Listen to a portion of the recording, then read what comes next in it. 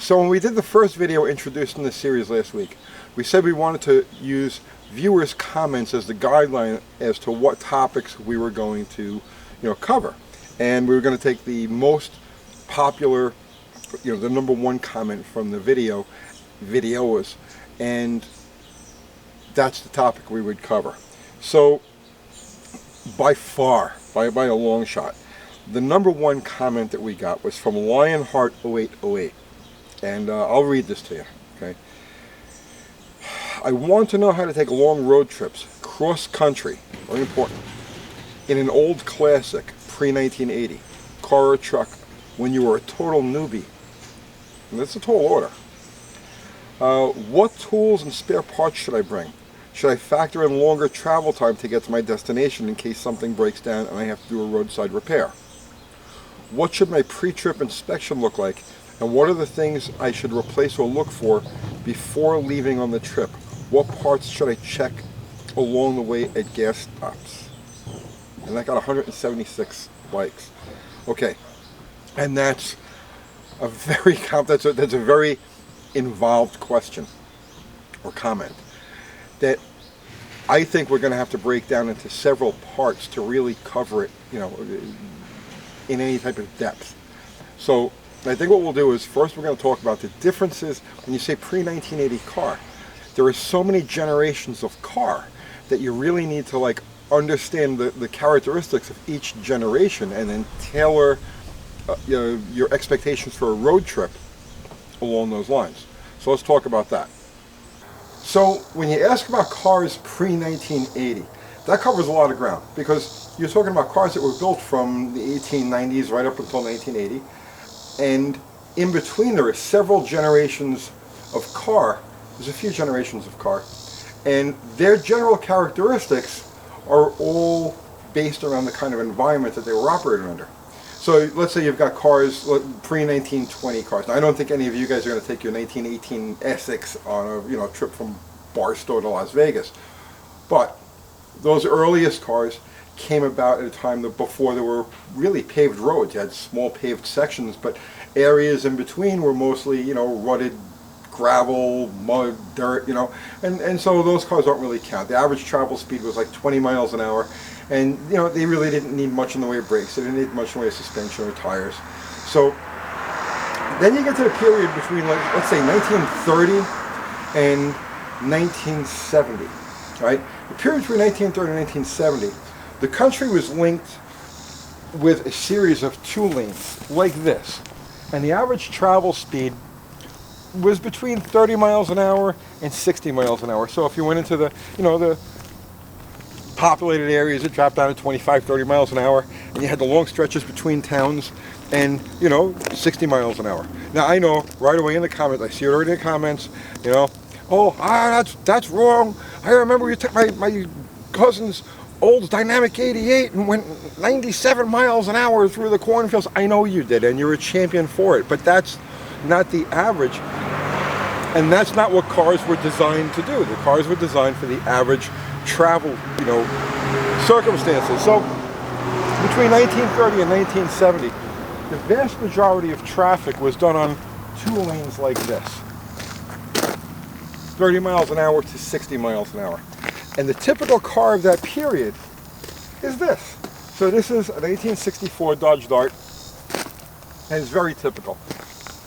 It's designed to operate in this environment, the two lane. Its happy speed is 50 miles an hour, 40, 50 miles an hour.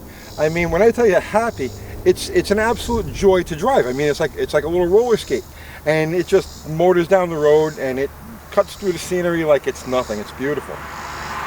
But now when you take this car, wait, before I even say that, all of the cars of this era, from let's say the 1950s to the 1960s, the middle 1960s to the later 1960s, were all designed to run maximum sustained in that 60 mile an hour range. There were 70 mile an hour roads, I know, but that wasn't the average. So these cars have 3 series gearing, they have relatively short tires and wheels, they have relatively narrow tires and wheels. They don't have, there's not a lot of aerodynamics involved in them. Like for instance, this car as you're driving along, if you get past with an 18-wheeler, you'll get a lot of buffeting. She'll want to actually swap lanes under bad conditions. But if you're talking about a stock car from the 1950s, 1960s, this is about it. And also they're underpowered. Like for instance, this one has a 170 slant 6 in it. Typical cars of the era would have, you know, like the 200-inch Ford, or the you know, the Chevy inline, the 230. Those are the common engines of the day, because you didn't need to push a lot of wind. You weren't going out, you know, 70, 80 miles an hour for hours at a time. They weren't built for that. Things started to change around the later part of the 60s. The Interstate Highway Act was passed in 1956, and that's when they started laying the main strips between the big population centers. But it wasn't really in full swing until the middle 1960s. And in fact, it wasn't completed until the early 1970s. So during this period of transition, you'll see a car, let's say from 1960, will have a 330, 350 series gear and a little tiny narrow tires. They'll have lower horsepower engines. 10 years later, and you've got bigger, fatter tires, you've got bigger brakes, you've got engines that well, they're intended to operate at 60, 70 miles an hour for extended periods of time. So using this car as an example, if I was going to plan a road trip with this thing, I'm going to avoid the interstates. I mean, I drive this car in the interstate all the time, but it's not happy there. 70 miles an hour in the right lane, and we're getting passed by everything. And she's just screaming for dear life.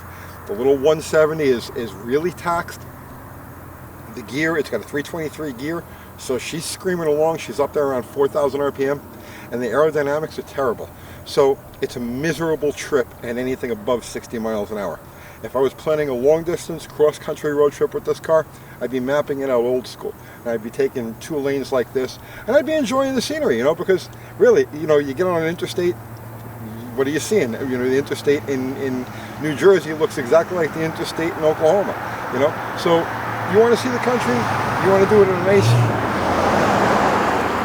a nice leisurely pace. This is the car, and this is the road.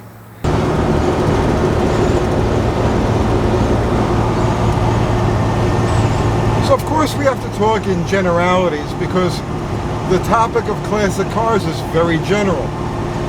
And it kind of goes without saying that a full-size prestige car from the early 60s, late 50s, early 60s, like a Lincoln or an Imperial or a Cadillac, is going to handle an interstate trip a lot better than an economy car will. But they're still not designed for it. It's not until you get to the late 60s, early 70s that the interstate era car was born. And about that period of time, tires got taller, gearing got taller, steering got quicker, brakes got bigger. And these cars are really at home on the interstate. This is a 1972, but anything from that era, you can pretty much go. Now, when you go from a modern car, if your everyday driver is a modern car, and you're used to loafing along at 70 miles an hour at like 1,800 RPM, you'll get into something like this that doesn't have overdrive, and it's like, my God, this thing is going to explode. It's being all taxed. But you have to understand that these cars were designed to travel in the 3,000, 3,500 RPM range and around 60, 70 miles an hour for days at a time. It may not sound comfortable to your ears, but it really is happy. That's where they want to be. Now also, we're not talking about modified cars, because once you're talking about modified cars, there's an infinite number of possibilities, you know, from resto mod to just like throwing an overdrive transit or a late model, you know, drivetrain, whatever it happens to be. And again, too many infinite possibilities. So I'm trying to stick within the range of stock or very close to stock cars from a specific era. So back to the original point of, you know, getting ready to make a road trip, a long distance trip in a classic car. The first thing you need to do is decide what kind of trip is your classic car going to be most comfortable at. I don't like the interstates, I really don't. So the next time around, we'll talk about mechanically going over the car from one end to the other, getting it ready for a long distance trip. The stuff that pretty much all cars of the era have in common, and all of the procedures that they have in common. So until then, I'll see you tomorrow.